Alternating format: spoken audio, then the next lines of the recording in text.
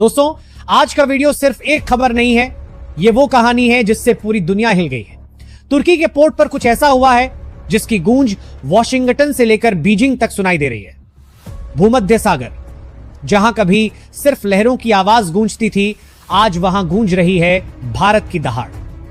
दुनिया की सबसे ताकतवर नौसेना ताक में है, क्योंकि समुद्र के बीच अचानक प्रकट हुआ है एक ऐसा दैत्य जिसे देखकर तुर्की के जनरल्स ने कहा, this is not a ship, this is a storm.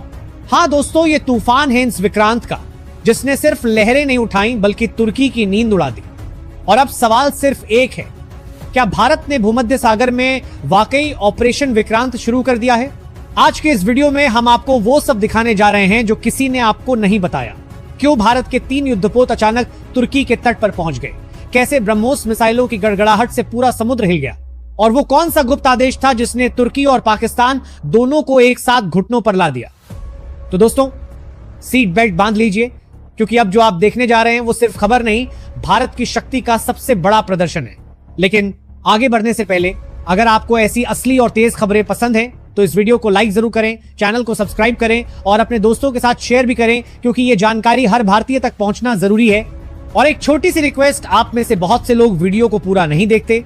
दोस्तों, कृपया वीडियो को अंत तक देखा करें, क्योंकि हर सेकंड में ऐसी बातें हैं जो आपको सोचने पर मजबूर कर देंगी। साथ ही कमेंट में बताइए कि आप ये वीडियो कहां से देख रहे हैं। नाम और शहर जरूर लिखें ताकि हमें पता चल सके कि हमारा संदेश भारत के किन किन कोनों तक पहुंच रहा है। अब चलिए दोस्तों, बिना वक्त गंवाए डिटेल में चलते हैं। दोस्तों, भूमध्य सागर इन दिनों सिर्फ पानी से नहीं, बल्कि भारत की शक्ति, भारत के गर्व और भारत की दहाड़ से गूंज रहा है। जहां पहले लहरें शांत थीं, अब हर लहर भारत का नाम गा रही है। हर हवा में जय हिंद की गूंज है। तुर्की का समुद्र अब सिर्फ नीला नहीं, अब उसमें तिरंगे की परछाई दिखाई दे रही है, क्योंकि उस सागर में अब उतरा है हिंदुस्तान का शेर आईएनएस विक्रांत, वो युद्धपोत जो सिर्फ लोहा नहीं, एक संदेश लेकर चला है। भारत अब किसी से नहीं डरता। तुर्की पोर्ट पर जो आवाजें गूंज रही हैं, वो किसी तोप की नहीं, बल्कि भारत के गर्जन की है। आईएनएस विक्रांत का इंजन नहीं, भारत का हृदय धड़क रहा है, और वो धड़कन पूरी दुनिया सुन रही है। याद करो, वो पल सिर्फ 48 घंटे पहले का।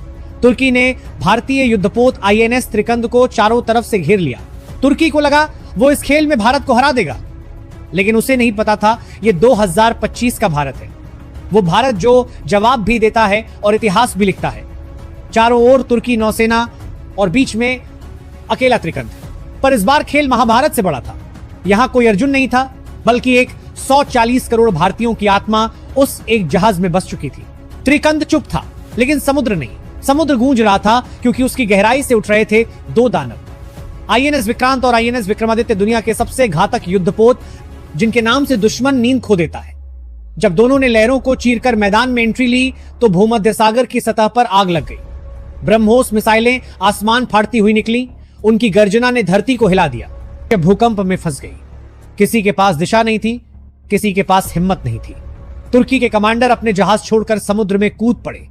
वो सिर्फ बचना चाहते थे, क्योंकि उन्हें सामने सिर्फ एक जहाज नहीं, बल्कि एक राष्ट्र खड़ा दिख रहा था।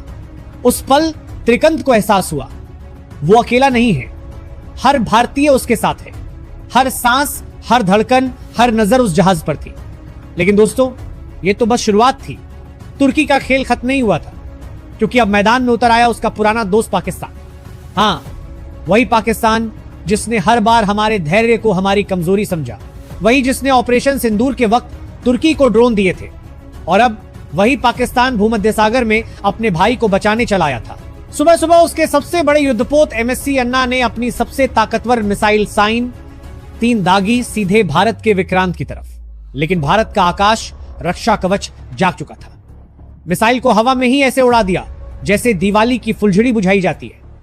उस वक्त समुद्र में सिर्फ एक ही आवाज गूंजी, जय हिंद। आईएनएस विक्रांत ने तुरंत जवाबी हमला किया। ब्रह्मोस मिसाइलें ऐसी निकली कि आसमान में आग की लकीर खिंच गई। तुर्की और पाकिस्तान दोनों के रडार फेल हो गए। समुद्र के नीचे की हलचल बढ़ गई, और ऊपर भारत का झंडा गर्व से लहरा रहा था। अब भारत के तीनों युद्धपोत विक्रांत, विक्रमादित्य और त्रिकंद भूमध्य सागर में त्रिशूल बन चुके थे। हर दिशा में भारत की नजर थी, हर लहर पर भारत का नियंत्रण था। लेकिन जैसे जैसे हालात बिगड़ रहे थे, भारत ने एक ऐसा फैसला लिया जिसने पूरी दुनिया को हिला दिया।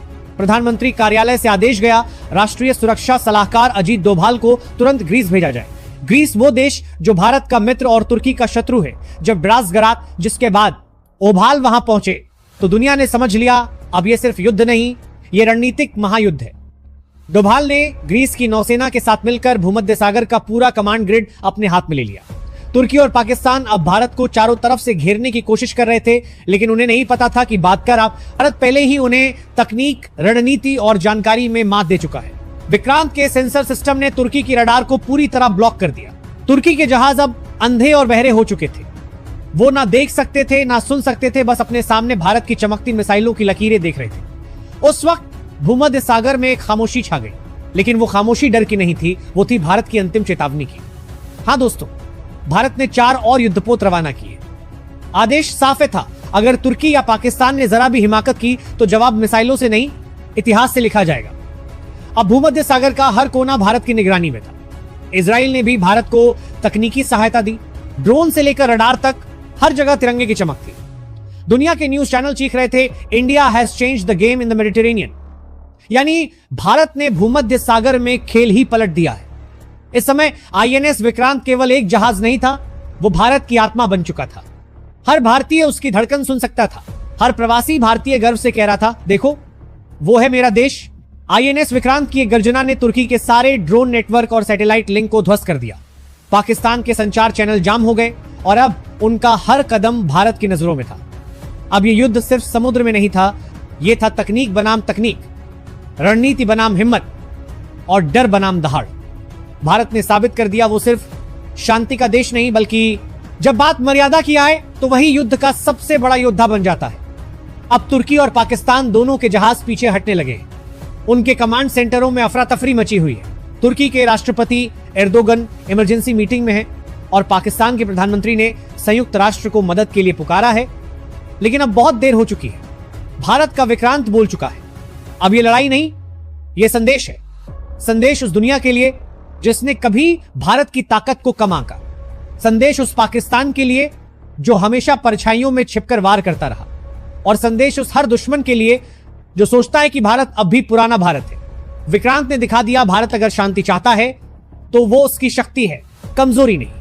अब भूमध्य सागर की हर लहर भारत का नाम ले रही है। हर बंदरगाह भारत के जहाजों के इंतजार में है और दुनिया का हर रणनीतिकार यही लिख रहा है, भारत अब सिर्फ एशिया की नहीं बल्कि दुनिया की नई समुद्री शक्ति है। दोस्तों, ये कहानी सिर्फ एक युद्ध नहीं है, यह है भारत की आत्मा, भारत का संकल्प और भारत की नई पहचान। क्योंकि जब भारत विक्रांत बनता है तो समंदर भी सिर झुका देता है।